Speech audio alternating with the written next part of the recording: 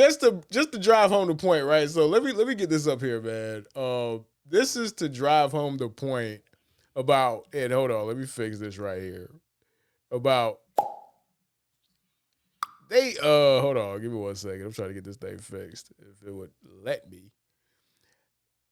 They don't really make like NFL free agency doesn't really it doesn't really make a difference, dog. Like it really does not make a difference, right? Like Michael Turner made the top 20 greatest free agent signings of all time, bro. Like, that can't happen, man.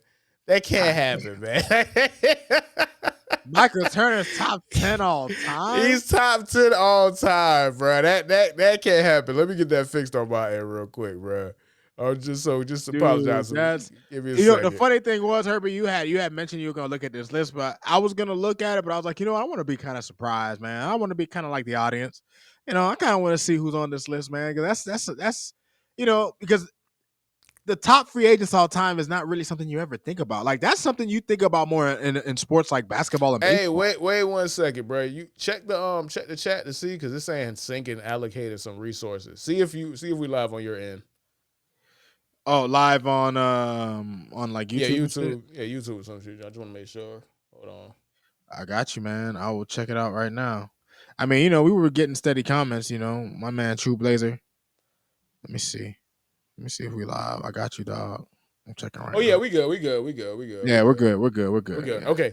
Yeah, so like I was saying, in regards to, so matter of fact, let me go to this right here, bro. Like this is nuts, bro. This is the top 20, bro. So they got Jerry Rice, they got Simeon Rice. You feel me? Michael Turner's in the top 20. This is where I said, all right, NFL free agency just never mattered, bro. No disrespect to Christian McCaffrey's daddy, bro, but Ed McCaffrey should never, ever be in no top 20 list of anything, bro. I'm sorry, bro. Like, I'm sorry. If he's one of the 20 greatest free agency signings of all time, that means free agency in the NFL has rarely ever mattered, bro. No disrespect to the great Ed McCaffrey, dog. That's kind of wild. It's kind of wild, man. But that's the point I'm trying to make. Like, it's like, and I think we've gotten better. I think NFL fans have gotten better. I think the NFL media has gotten better, right? Like, we don't really hype up NFL free agency anymore because we understand, like, free agency does not exist because of the franchise tag. The franchise tag absolutely did two things, and it did two things exceptionally well for the NFL owners. It suppressed salaries, it suppressed compensation, and it suppressed movement. Because the way you suppress salaries, the only reason why NFL players are not making $60 million, $70 million a year is because you can't go nowhere. There's no free agency. Like, you can't get to another team. One of the rare times where somebody was truly a free agent, and Deshaun Watson, you saw what happened. He got a fully guaranteed $230 million contract and got a no-trade clause. He got everything he wanted. He reset the market. He broke the market.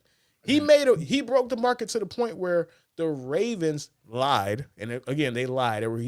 Lamar Jackson was never going to be available, but Lamar Jackson doesn't even have that in his contract. Lamar Jackson does not have a no trade clause. Lamar Jackson does not have a fully guaranteed contract because Lamar Jackson was not a true free agent. Lamar Jackson, by every measure, has always been better than Deshaun Watson. And Deshaun Watson got a better contract because of a very unique situation of him being a freaky ass N-word, bro. A fan. So free agency does not really exist. And that was by design. You know what I'm saying? So NFL, the owners, they won.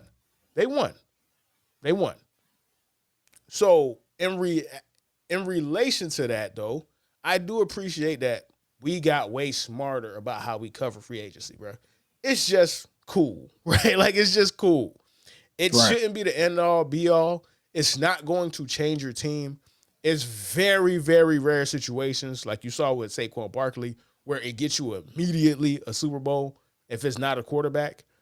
Like, think about this. And we'll get to the top of the list because the top of the list makes a lot of sense, right? And matter of fact, let's do it right now. And Ed McCaffrey is crazy. I'm just gonna keep laughing at that. That's nuts. James Ferrier. James Ferrier can't be the 15th best free agency signing of all time. Keenan McCardell, no shot, no disrespect to the GOAT Keenan McCardell. He should not be number 14 on any list, man. Like now it's starting to make sense. You feel me? For guys like you, guys like me, guys like True Blazers, guys like everybody in the chat, bro, real OGs of this football shit. Now it's starting to make sense with the names that you're going to see, man. Priest Holmes, 2 of the greatest running back seasons of all time, 2 of the greatest fantasy football seasons of all time. He is the reason why I started fan football, and it's crazy how he got to the Chiefs, bro. Like, when you these circumstances that get certain players in certain situations, bro, it's just like, that's crazy, bro. So that makes sense. Mike Vrabel, get the fuck out of here, man. Let's be honest, dog.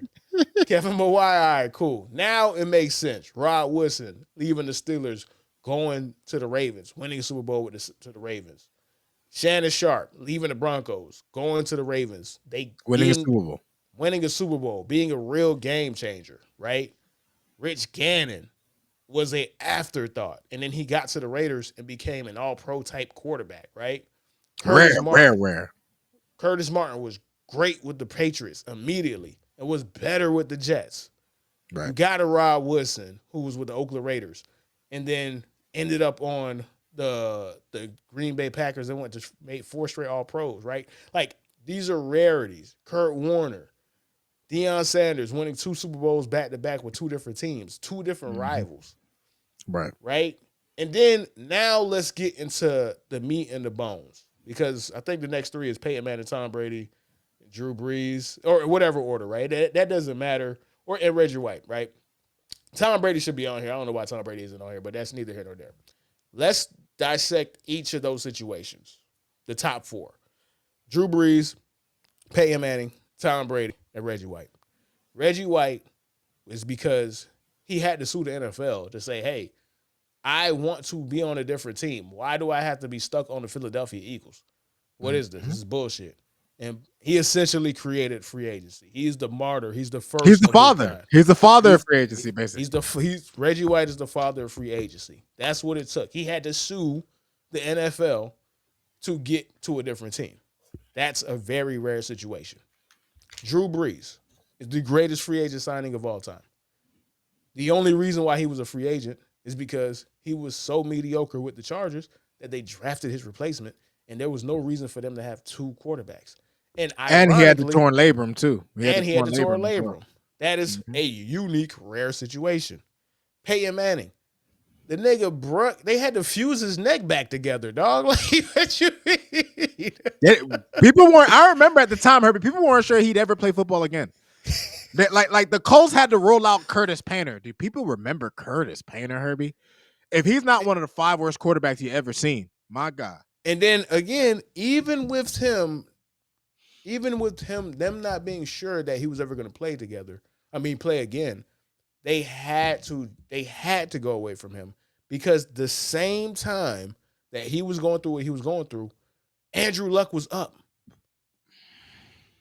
Andrew Luck was going to be in the draft.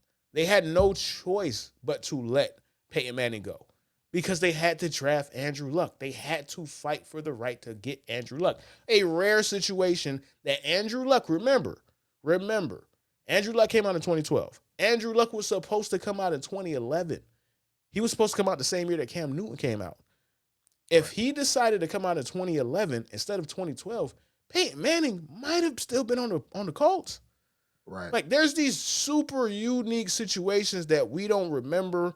There's so many moving parts that get lost in translation. We see the final result, but there's once-in-a-lifetime things that start these balls rolling, right? Like, free agency is a crapshoot.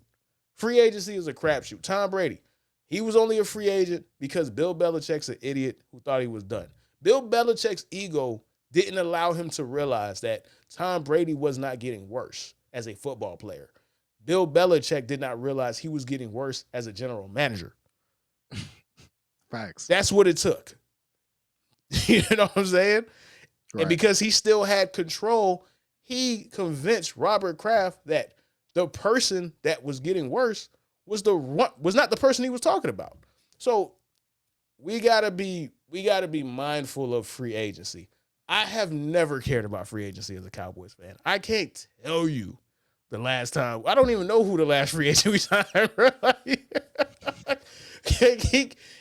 that we got that is good, we drafted. We drafted CeeDee Lamb. We drafted Dak Prescott. We drafted Michael Parsons. Everybody that we got, we good. We drafted, aside from Brandon Cooks, and that was a short stint. So free agency is tricky. When you hit, it is incredible. When you miss, you end up with Deshaun Watson, or you get a once-in-a-lifetime situation that falls in your lap, like a Peyton Manning, like a Saquon, like a Tom Brady, like a Drew Brees, bro. So there's no rhyme or reason to none of this shit, bro, at all. Facts. Like, It's crazy.